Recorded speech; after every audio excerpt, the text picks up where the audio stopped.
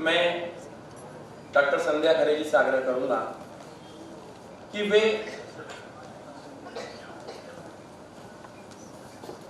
एक जागरूकता विषय पर अपना एक्सपर्टाइज व्यू देने जा रही हैं।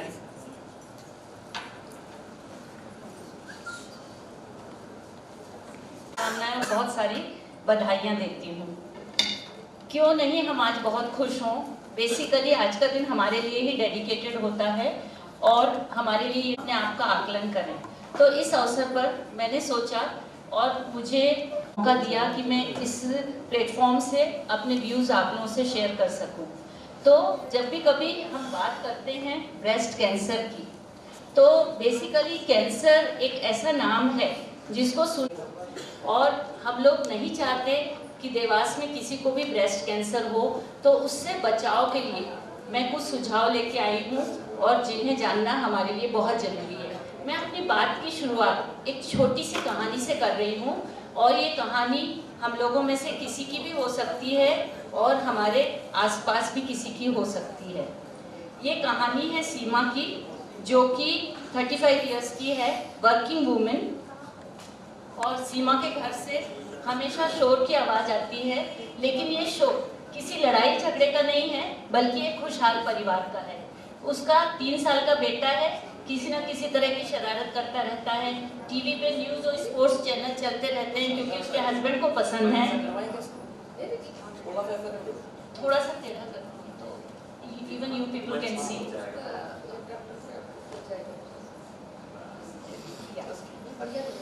उसकी काम वाली भी बहुत बातूनी है। प्रेशर कुकर की सीटी, वॉशिंग मशीन और बर्तनों की खड़खड़ के बीच में भी अपने पड़ोसियों के किस्से सुनाती रहती है।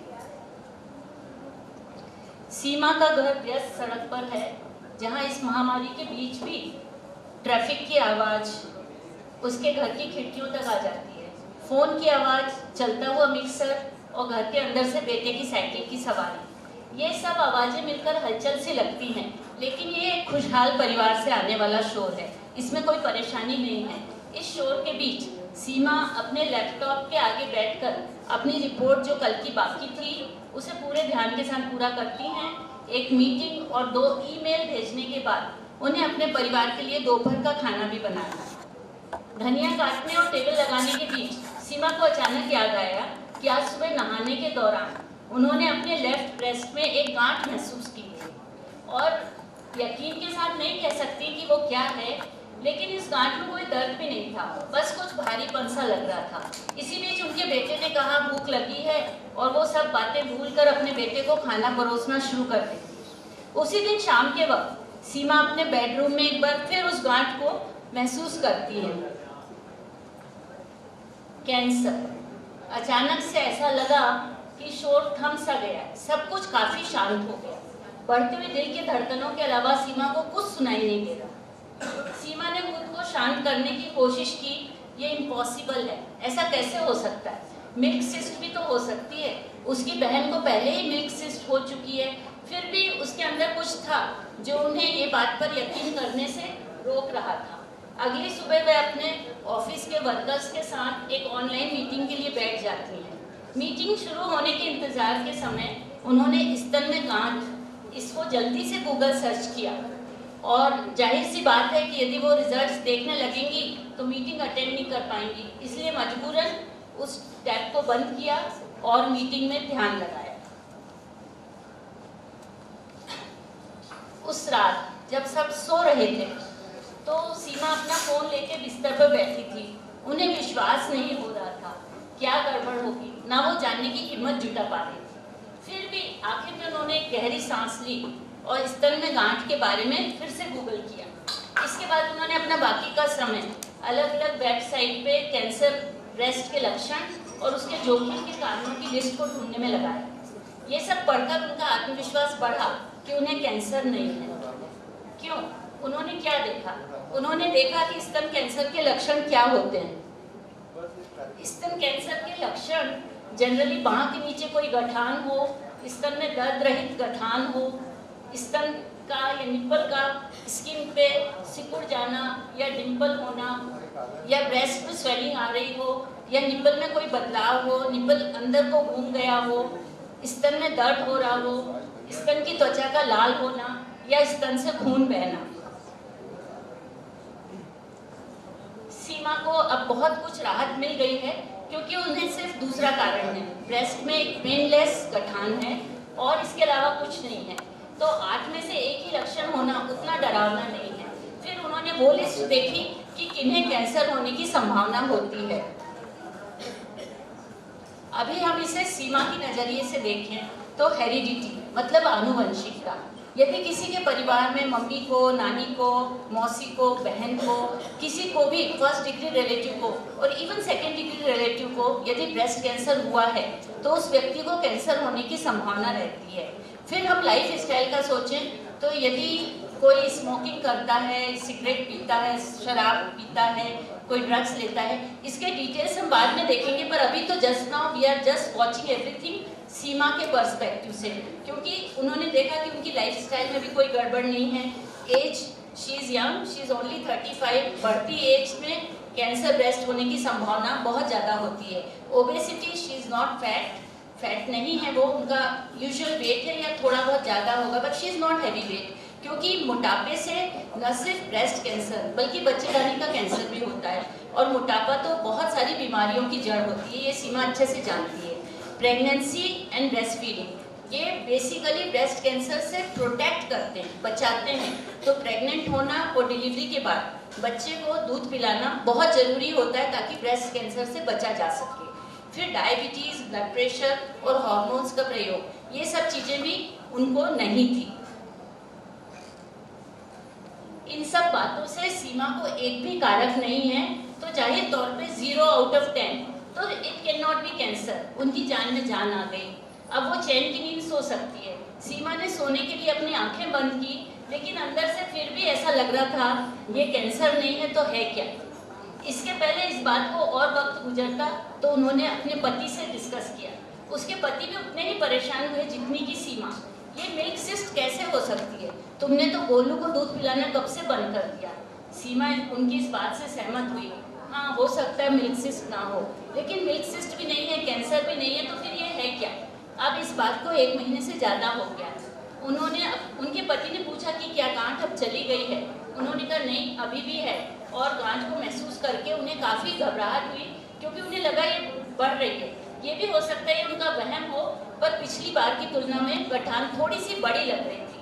बेहतर होगा आज इसे डॉक्टर को दिखाएं। उनके पति ने कहा कम से कम एक बार डॉक्टर तुम्हें देख लेगा और बता देगा कि कोई तकलीफ नहीं है तो यू विल बी कंफर्टेबल।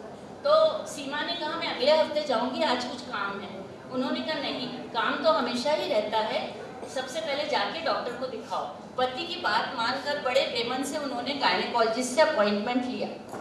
उनकी गायनेकोलॉजिस्ट ने उनका फिजिकल एग्जामिनेशन किया, ब्रेस्ट देखी, उन्हें भी गठान मिली, और उसके बाद सीमा ने डॉक्टर से उन सब सवालों की झड़ी लगा दी जो इतने दिन से उन्हें परेशान कर रहे थे।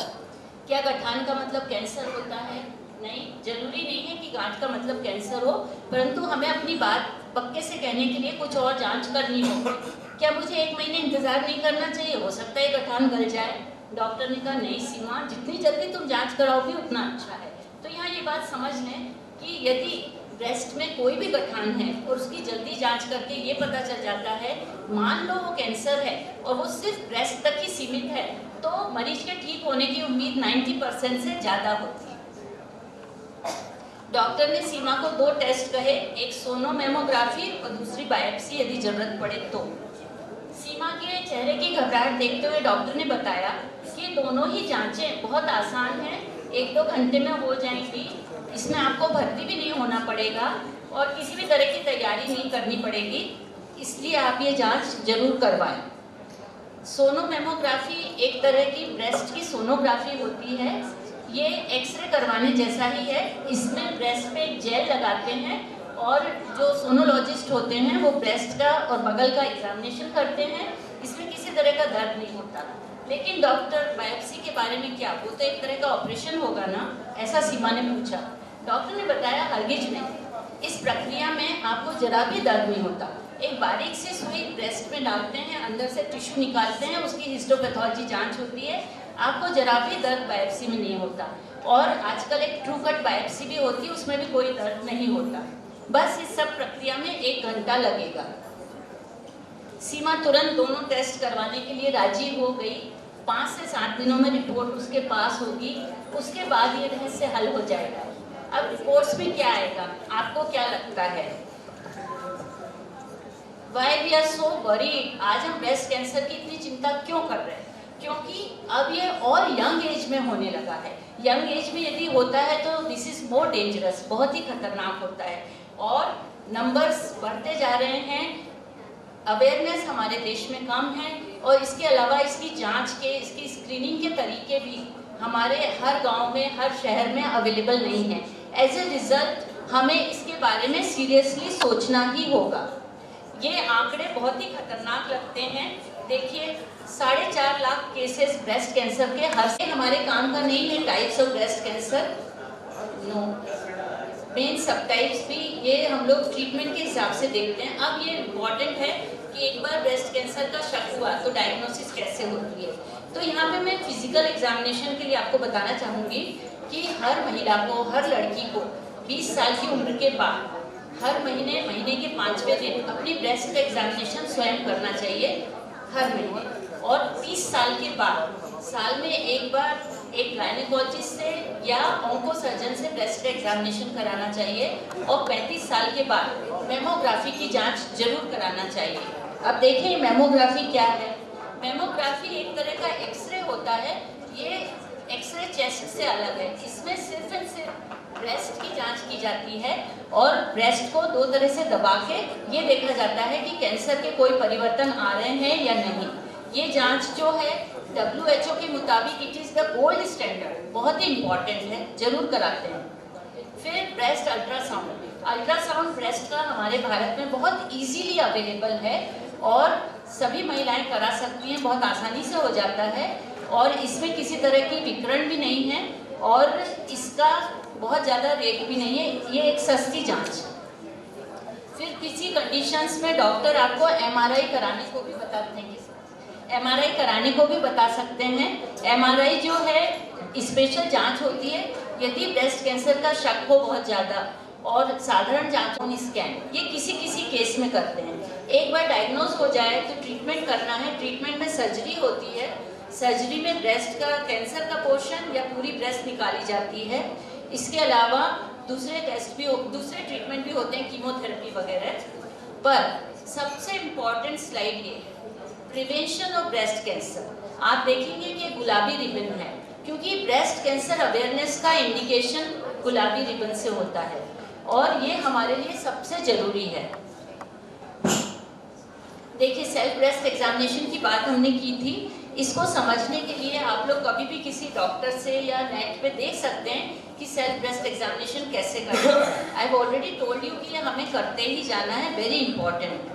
फिर वेजिटेबल्स एंड फ्रूट्स, कुछ क्रूसीफेरस वेजिटेबल्स जैसे कि ब्रोकोली, कॉलीफ्लावर, कैबेज, और उसके अलावा आजकल ऐसा बोलते हैं कि नारंगी नया गुलाबी है। जैसे गुलाबी जो है वो ब्रेस्ट कैंसर के बचाव का रंग है और कुछ नारंगी सब्जी और फल जैसे कि गाजर है, मौसम्बी है, संतरा है, कीनू है, पपीता है, आम के मौसम में आम, ये सब ब्रेस्ट कैंसर से बचाव वाले फ्रूट होते हैं। लो फैट डाइट लेना बहुत इम्पॉर्टेंट होता है।